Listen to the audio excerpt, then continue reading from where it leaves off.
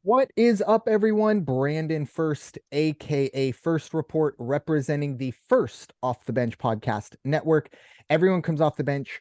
We are first. Welcome into another edition of the NFL Weekly. I'm going to preface this before I do my usual spiel and introduce my co-host.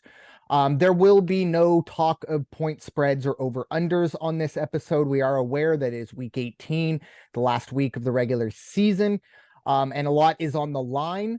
However, after the events of Monday night and Demar Hamlin and his situation, his cardiac arrest on the field, we didn't think it was in good taste for us to talk about at really honestly meaningless things like point spreads and over unders and even really football while a young man is fighting for his life in ICU.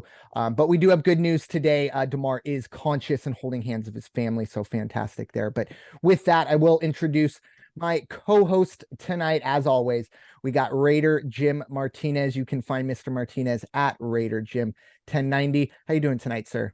I'm doing good. Thankful for my good health and for all my family and friends who right now are they're doing well. And heart goes out to Mr. Hamlin and his family, especially those moms and dads, his mom and dad out there.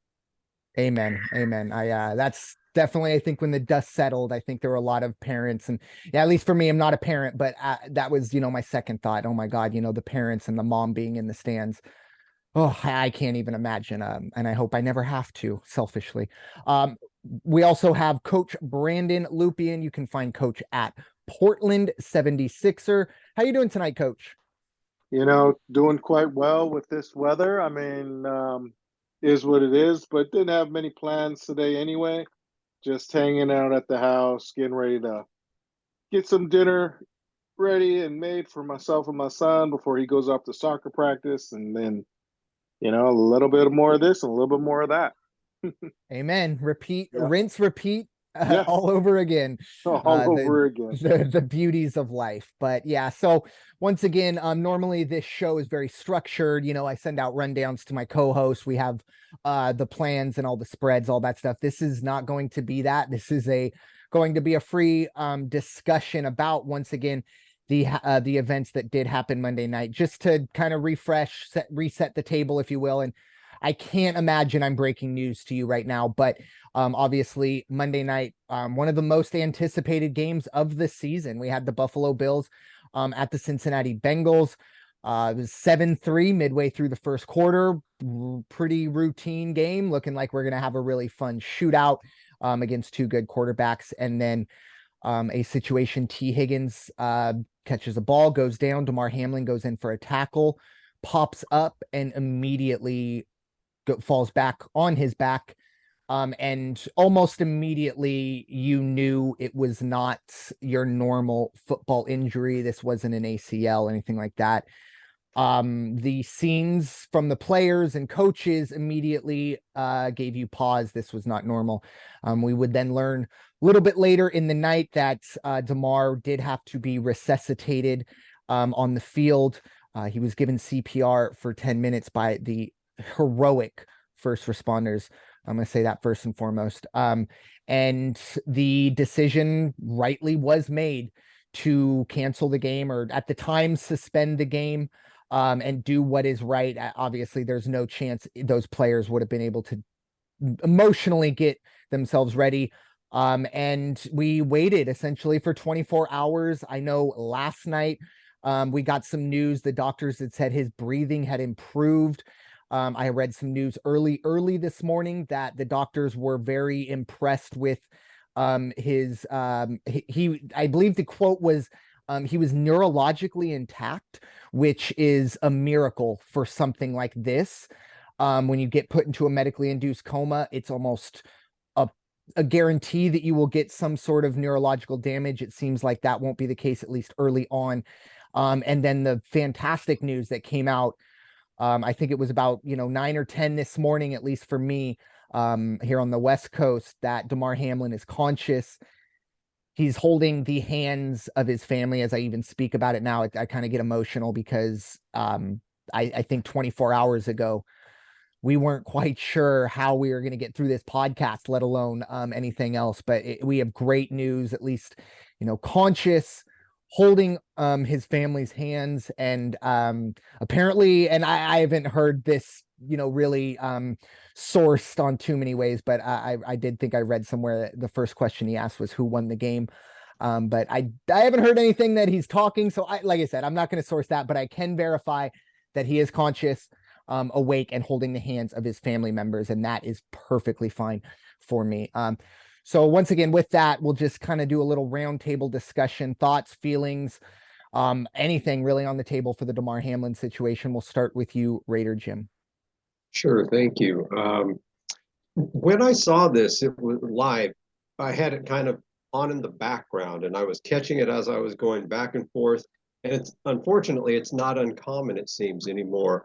Once a weekend that you see a group of players from both teams on a knee gathered around somebody, crowding the EMTs as they're trying to do their work, and rightly so. They're concerned about their brother that's laying there on the field. And then the more I looked into it and read on it, it wasn't adding up to me, because it wasn't that powerful of a hit. B, that he did respond the way he did, even though he immediately went back down and had to be resuscitated 2 times, is what I have read. And so the more research I did is like, well, then there had to be a condition somewhere. The first thing I went back to was back in 2005, when Ronny Turioff, the big forward from Gonzaga, signed a contract with the Los Angeles Lakers.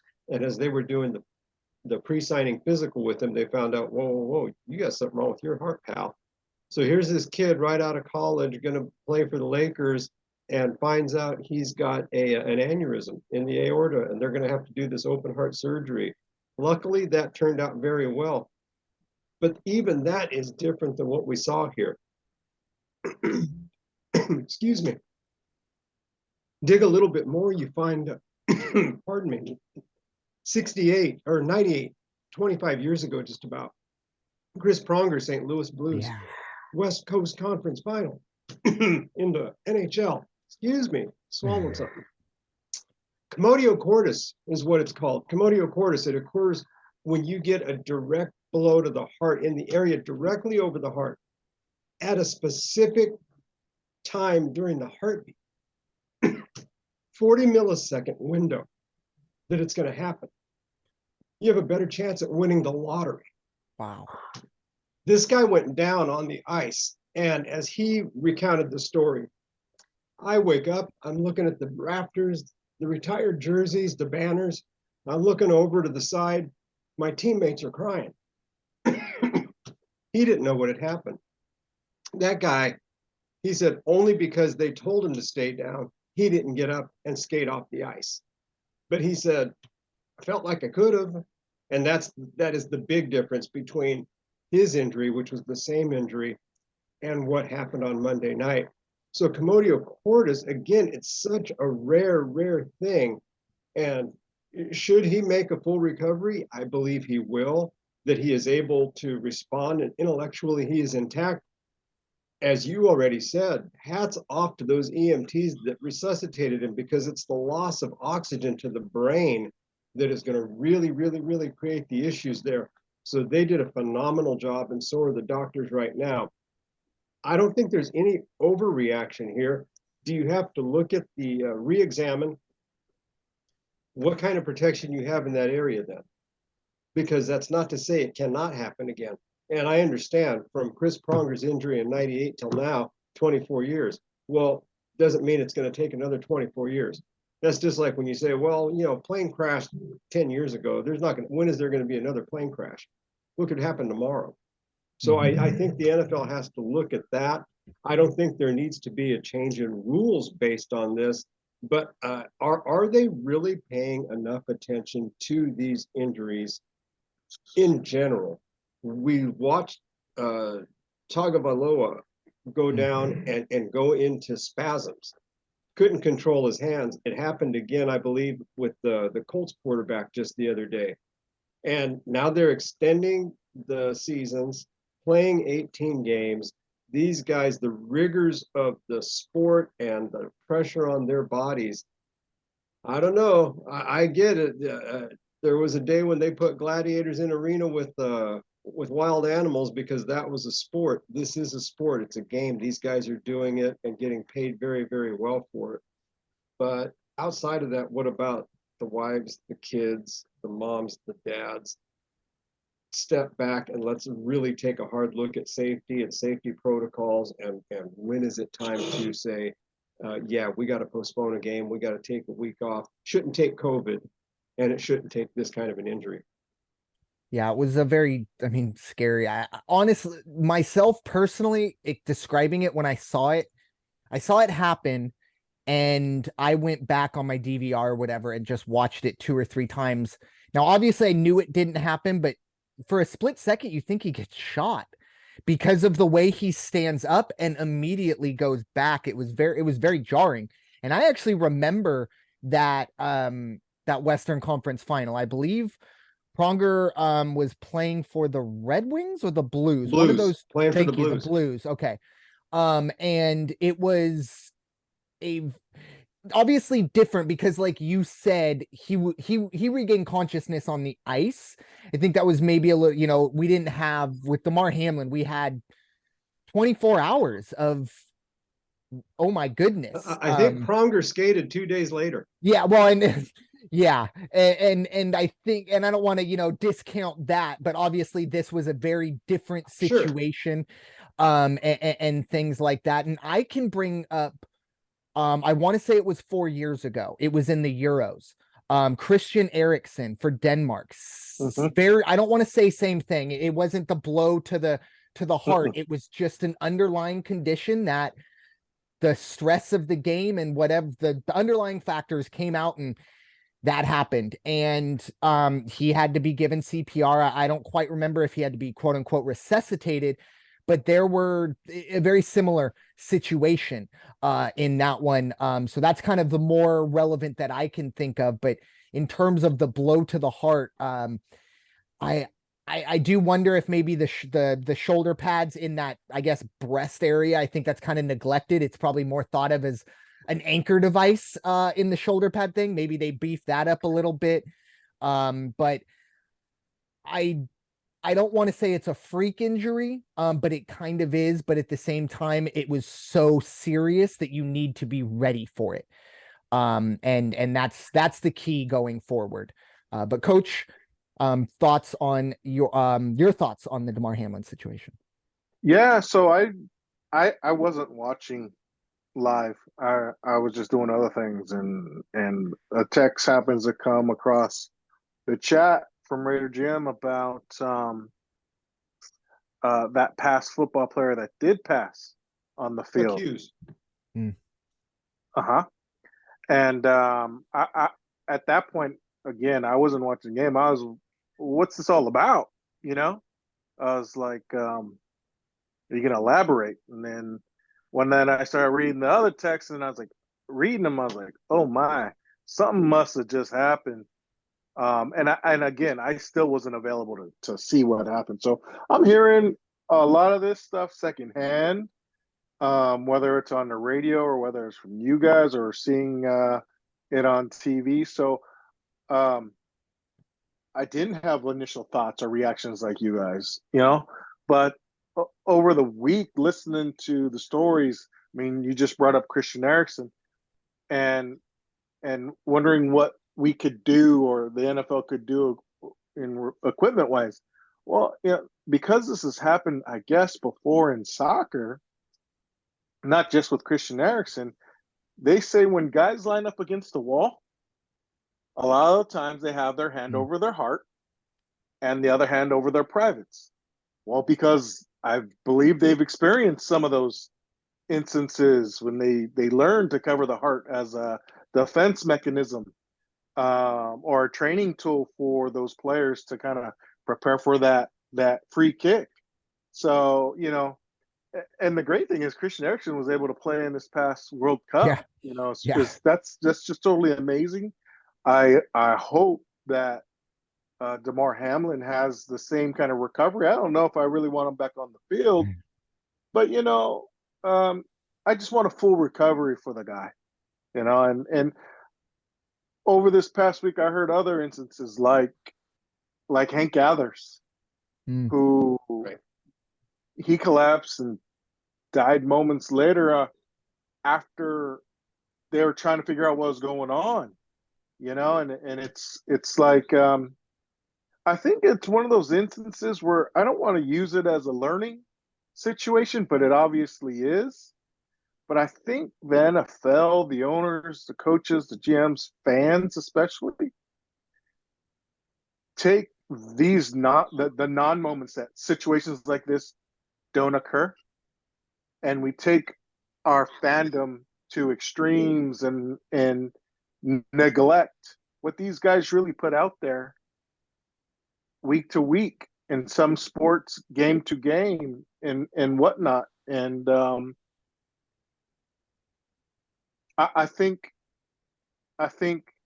the underlying factor is situations like these cannot be um, neglected, because it's always more recently just been about concussion protocols and this Mm. protocol, targeting, stuff like that. Well, I think the way the game is faster, the guys are stronger, the hits are harder. You know, this is something that, God forbid, it happens to anyone else, but I don't want to say thank goodness it happened in a stadium full of medical personnel around. But I mean, geez, what if this were to happen to anybody on any level that didn't have this medical attention, immediate medical attention? Like, scary thought, but man, I'm Yeah. glad he's responding the way he is. I understand he's responding, being able to write, Yeah. and I mean, geez, just thank God, I guess. Amen. And that is, I just did see something on social media. That is how he was communicating. So when Right. Ken confirmed that was the question he asked, but it was in writing, because I was a little confused. I was like, I don't think he's No, yeah. talking at the moment. But that cleared up. So yeah, and I think it just kind of shows, obviously his first thought.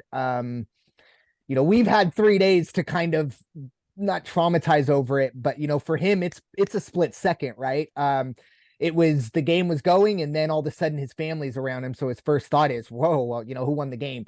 But I do want to say the only name that I've been able to find, and most of the names I really want to find are EMTs who are on site, who are the ones who are doing that stuff, and it's not readily available. But Bill's assistant athletic trainer, Denny Kellington, was actually the individual who was administering CPR immediately. I don't think anybody else, or I'm sorry, let me rephrase this. I'm sure anybody else in those situations at that level, whatever team it's for, would have done the exact same thing. But for him to step in immediately, know exactly what you're supposed to do, and get it done. He saved this man's life along with all those other first responders. And coach, you said it, if this happened, he was playing in the back with his nephews, niece and nephews, kids. I don't know if he has them, and something like that happens, would you be readily available? And something that you talked about yesterday, coach, before we went live on the college basketball, was for your job to be CPR certified. Mm-hmm. And I think something like this may bring a little more light to how important that is. And I'm speaking probably to myself more than anyone. I did it back when I worked with kids at the YMCA. So I, have somewhat of a background, but I couldn't do it the right way right now. And that's something that I'm going to change this year. And I think it's something that a lot of people, if you're able to get yourself CPR certified, hopefully you never have to put that into action. But it's a life-saving thing. And that was the one thing from all of this. Sometimes in tragedy, a lot of good can come, and this hopefully will be the best part of it. Demar Hamlin makes a full recovery. I'm kind of with you there, coach. Like, I'd love to see him, walking on the Bills sideline, but I don't know, it's just kind of that. It was almost the Alex Smith thing, right? When you saw Alex Smith go, obviously for a different reason.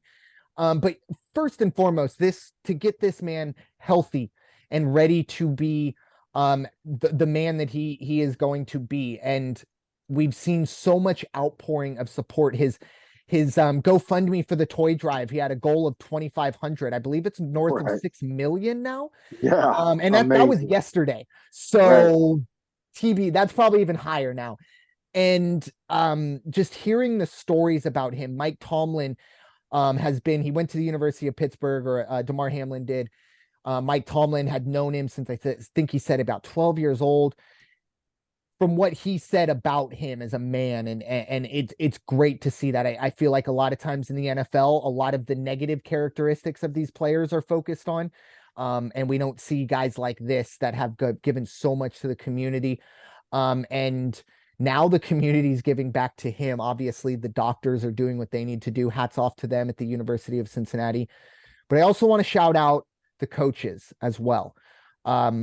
Zach Taylor and Sean McDermott. And don't get me wrong, look, it seems like a really simple thing, right? Like, well, obviously any human being would immediately say we're canceling this game, blah, blah, blah. But I don't know if every single coach would have immediately done that. I think there are a lot of guys who think I put a lot of work into this.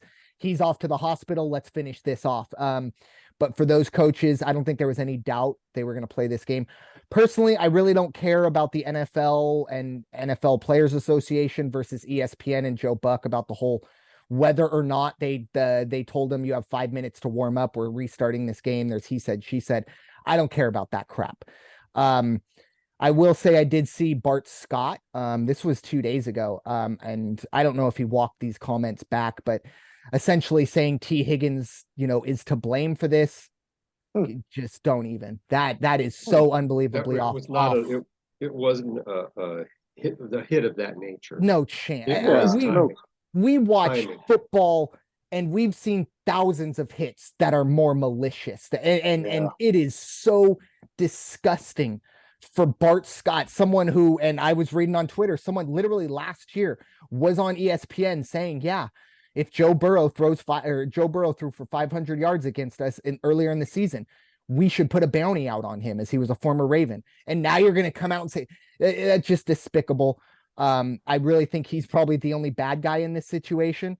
I think there were a lot of heroes that were made, and I think there were a lot of strength in character that we found. But I would like to also ask you, because this is something that I can't relate to, but it's the parental side of things. Now obviously we immediately think of Demar, and then like I said, you kind of start thinking more about the parent side of things. I just want to get your gentleman's reaction, if you would share your feelings. If you're not comfortable, that's perfectly fine, because I know that it is kind of a touchy subject, but maybe the thought process that is going through the family's head, because like I said, I can't relate to it in that situation. I'll send it to you, Raider Jim. Yeah, my tendency in a situation like that would be to completely there would be an emotional shutdown. It would be, okay, what's the business part of this? And what I mean is, okay, my son or my grandchildren are, one of them's down on the field, not moving. Okay, let's assess, let's figure out what we got to do. Let's get a response, let's get a reading on where they're at. And then what do we need to do? Do we transport them? Who's going to transport them? So I have to turn it into that. And I think a lot of that has to do with part of what has been my career for, the last 30 years or so, writing disaster and emergency plans for companies. So you kind of go with, what's the worst case scenario? Let's start backing down and see where we're really at. Where do we register?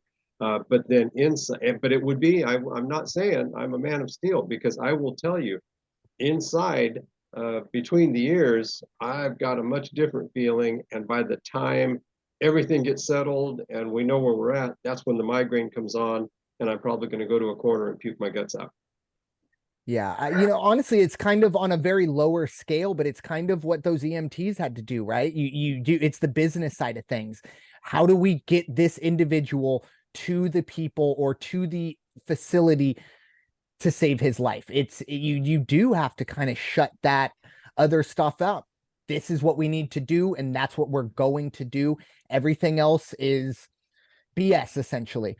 So that's a great insight into that. Coach, any final or any thoughts on that as well? Again, like you could look at this thing in so many perspectives. Thank goodness he's responding. Thank goodness that I believe there's going to be some more awareness to it moving forward. I think a lot of thank and grace is given to those first responders, to the people that have donated to his organization. It's a tough situation because I hate to put myself in someone else's shoes, but with a young child, you're kind of like I'll be on edge this weekend at a soccer tournament, and not just for my own child, but for every child around me. And I hope some parents are going to be as equally aware, just because it could happen in a blink of an eye. Mm-hmm. There's no blame to it. There's no, nothing is set to be what it is. Sometimes it just happens, and we gotta be ready. And That's why they call them accidents. Correct. Mm-hmm. yeah, and they happen. They happen more times than not. So, it's one of those things that I nobody should learn from this kind of tragedy or closeness of a life being taken from this world. But man, now we're back on edge. I'm back on edge, and maybe that's just my own anxiety and my own, just I don't know, awareness of that, how lack of aware I was. It's just brought me back down to earth, and again, I just hope for a speedy recovery for this young man, and yeah, thank goodness those responders were there when they were, and did what they did to give this kid a chance. And it's unfortunate there are others that didn't have that chance, or that medical attention, or the awareness, or the education behind it. But you can only do so much, and I think we're all, not just him, we're all kind of thankful for a recovery, or at least a response from him. So yeah. I agree. I think we'll start wrapping it up here. My final thoughts, and then we'll send it around the horn. I really do think this puts things into perspective. You're like me maybe, and it's the end of a 3-day weekend, and the holidays are over, and okay, we got one Monday night game. I'm still mad that coach's Saints took down my Eagles, and I have to deal with that. And then something like this happens, and you realize how meaningless that really is. We love football. We're going to continue to talk about football, but it's never meant to be life or death, Right. ever. And unfortunately, on Monday, it was. And I think it gave all of us pause to take a moment, and hopefully, you reach out, you grab your kids or your loved ones, you give them a hug, and just because you never know, when your number is going to be called, or something like this is going to happen. So hopefully, everyone can kind of learn, like I said, if you feel it inside of you, go learn CPR. I guarantee you won't regret it. But at the same time, just understanding that your problems, and at work, or this or that, they might be really big in your world, but there are other people that would kill to have the problems that you have. So that'll be my final thoughts. We'll send it over to Raider Jim. Your final thoughts. Yeah, I couldn't agree more with the safety first aid training and CPR training and things like that. And the only thing I would add to that, because I've seen it, you have to be willing to apply it if you know how to do it. I actually knew a young lady who was a first aid instructor for the American Red Cross. And we were doing a project one day, and I said, well, I'm glad you're here with me, because if I happen to slice my hand with this, I got the right person. She said, don't look at me. And I said, what do you mean? She says, there's no way if I was around somebody who got hurt like that, I'd be able to do anything. I hate the sight of blood. And it really, it registered with me as just like, wow, you know, you don't think of that. My dad, I saw my dad do CPR a couple, 3 times over the course of my life as a kid.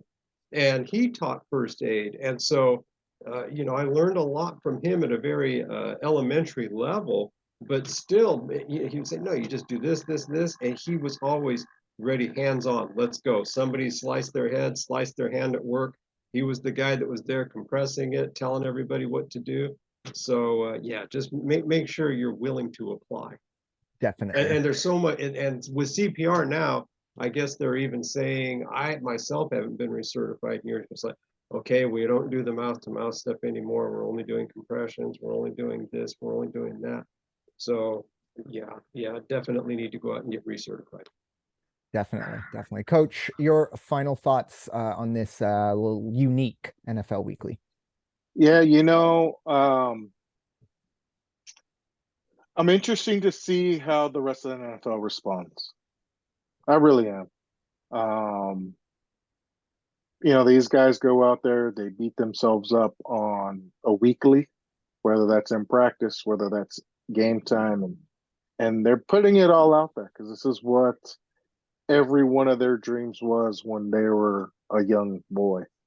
And these situations, they're tragic and they're lesson learning. And they put a lot of things in perspective for each and every individual, especially each and every individual that lines up on that field during a season. So I wish him the best. I wish him the speediest of recoveries.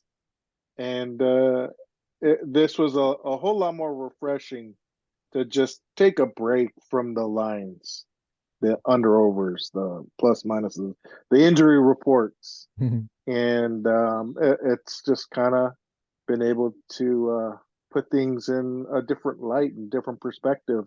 And I hope all the best for him and his compatriots and the rest of the guys in the league, because, hey, you know, we're fans. We love what they do. We cheer. We take for granted. We criticize. And then at the end of the day, they're doing it all for that.